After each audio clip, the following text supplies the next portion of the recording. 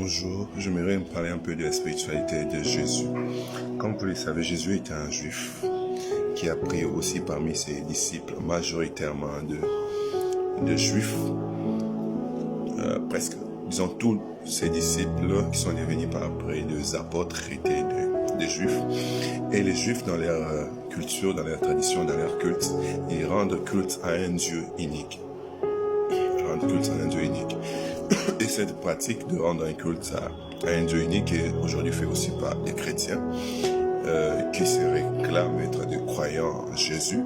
Elle est aussi faite par des musulmans et d'autres religions aussi.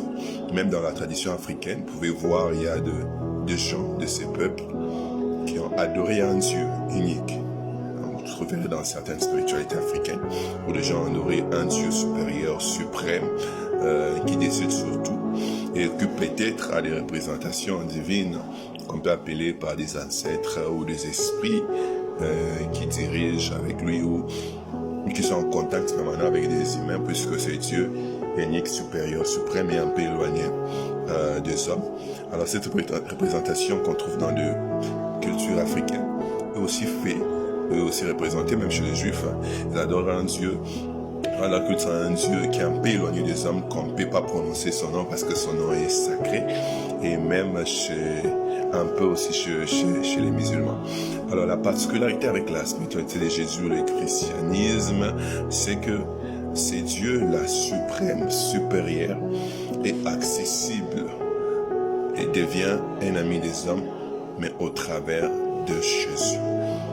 C'est que les chrétiens, pour eux, Dieu est accessible au moyen de Jésus. Jésus étant une représentation, une fenêtre, une porte, un moyen que Dieu a donné aux hommes pour qu'ils soient accessibles à eux. Un moyen que Dieu a fait pour devenir compréhensible aux hommes.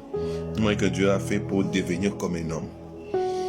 Pour prendre part aux réalités humaines, pour permettre aux hommes de se retrouver en lui, pour permettre aux hommes d'avoir la force en lui, de s'inspirer en lui, pour révéler leur divinité, parce que l'homme est créé homme, mais en étant divin. En effet, la parole de Dieu le dit, je crois c'est dans Psaume 8, elle dit que Dieu a créé l'homme de paix inférieure à lui. Et il a soumis sous ses pieds. Il a tout soumis sous ses pieds. C'est en réalité, c'est pas ça qui veut dire que Dieu est Dieu. Et après lui, il a placé l'homme. Et après l'homme, il a placé toute la création qui est soumise à l'homme. N'est-ce pas qu'il est dit que la terre appartient au Fils de l'homme et les cieux appartiennent à Dieu. Dieu s'est mis dans une dimension supérieure, dans les cieux, dans les réalités supérieures qui dominent dans les mondes des esprits et dans les mondes matériels, ou même dans toute la création visible ou invisible. Il a mis l'homme, il a placé l'homme pour que l'homme puisse gérer. Alors Jésus est cette connexion-là que Dieu établit entre les cieux des cieux et la terre. C'est ces ponts-là que Dieu fait pour que l'homme puisse avoir un passage direct avec Dieu. C'est vrai, même dans le livre des Hébreux, l'Épître aux Hébreux, on parle souvent de ces choses-là en nous disant que nous avons un sacrificateur qui a traversé les cieux, qui a rendu possible, comme pour utiliser le langage de Paul, la réconciliation. En Jésus, Dieu a réconcilié le monde avec lui-même, permettant ainsi, donnant accès ainsi aux hommes d'aller accéder directement au trône de grâce de Dieu pour être secourus au temps convenable. C'est cela qui marque la différence entre le christianisme et les autres religions. Enfin, comme je le disais, cela marque la différence entre le christianisme, la spiritualité de Jésus et les autres religions. Il a signalé que Jésus lui-même a été juif, n'était pas chrétien. Et ses premiers disciples aussi, ses apôtres, étaient des juifs qui enseignaient aux juifs premièrement. Et puis ils ont étendu cette réalité-là aux autres personnes, les gens du monde qu'on appelait les païens à l'époque. Et ce sont ces païens-là, ces autres personnes qui étaient en église qui ont commencé à les appeler des chrétiens pour dire que ce sont des gens qui parlent de Christ.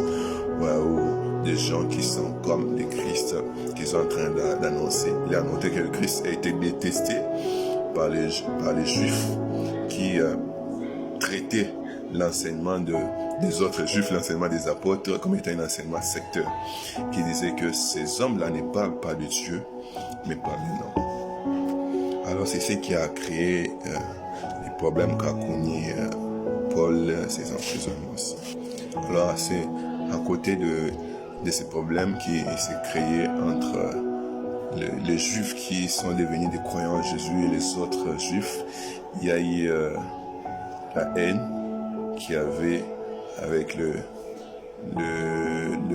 autres personnes qui adoraient d'autres dieux et qui voyaient leur commerce, leur vie, leur culture être détruite, alors qui menaçaient, qui ont lapidé certains croyants, certains chrétiens, et même des juifs, par exemple de Paul, qui les faisaient, qui ont persécuté certains croyants parce qu'ils annonçaient selon eux un message sectaire, un message autre, une profanation, un blasphème.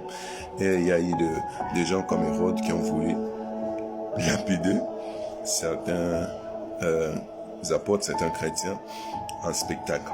Alors comme je le disais, les juifs ou les croyants, ceux qui annonçaient le message de Jésus, concentraient tous leurs enseignements sur Jésus. Voulaient orienter, que ce soit les Juifs ou les hommes des nations, vers Jésus. Et leur force est trouvée dans ça. Puisque Jésus même, quand il enseignait, dans son enseignement, il a parlé des principes de vie selon lui. Il a dit que la loi et les prophètes ont parlé de lui. Il est l'accomplissement de toutes ces choses. Il tournait les regards de ses disciples vers lui. Parce que selon lui, il était le passage qui a mené les gens au salut, qui a mené les gens à Dieu.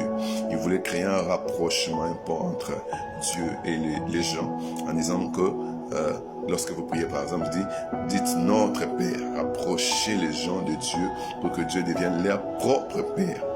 Leur propre Père, mais par les canaux qu'il est. Ainsi, lorsqu'il envoie ses disciples en mission, il leur a dit, enseignez-leur, apprendre tout ce que moi je vous ai prescrit. Dans ces enseignements, c'était un enseignement sur les principes de vie, comment se comporter avec les autres, comment se comporter dans la société, et pas seulement. Il y avait des moments où il a mené quelques disciples sur la montagne où il s'est transfiguré, et les choses qu'il les a fait voir, il leur a dit que ça restait, que ça devait entrer entre eux. Alors, la spiritualité de Jésus, c'est un enseignement qui se base sur la manière dont on doit vivre en société, la manière dont on doit expérimenter l'amour entre nous et envers les autres.